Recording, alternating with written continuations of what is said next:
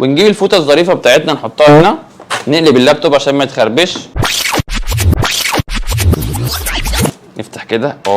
دي البطاريه القصيره، طبعا بتديك مساحه ان انت تركب هارد تاني هنا، بس للاسف ما بتقعدش وقت زي البطاريه الكبيره، فانت هتستغنى عن البطاريه الكبيره اللي هي بتقعد وقت كويس، يا اما تاخد بطاريه قصيره عشان تركب هارد تاني. وطبعا انا ما انصحش ان انت تركب هارد اتش دي دي، نصيحتي ليك ان انت تكبر مساحه الاس اس دي، بدل ما هو 256 تخليه 512 او 1 تيرا، لان فروقات الاعداد دلوقتي مبقتش كبيره، فرق الاتش دي دي من الاس اس دي مبقاش كبير، فما تطمعش ان الجهاز بيشيل هاردين فدي حاجه حلوه او دي حاجه تجري عليها او انت تشوفها ميزه في اللابتوب، لا انا مش شايفها فعلا ميزه خالص. وطبعا ده شكل الفتحه بتاعته بيركب كده زي ما انت شايف، هتجيب كده تجيب هارد اتش دي دي زي ما انت شايف كده وتحطه هنا بيركب كده. طبعا هما بيلزقوه بدبل فيس عشان برده هنا عاملين له مكان ان هو مش هتلاقي الركه بتاعته فبيتحط له دبل فيس. هنيجي هنا دي المروحه بتاعته تبريده ما شاء الله كويس برده، ودي الرامات بتاعته دي 8 جيجا من نوع دي رام 4، لو بصيت عليها هتلاقيها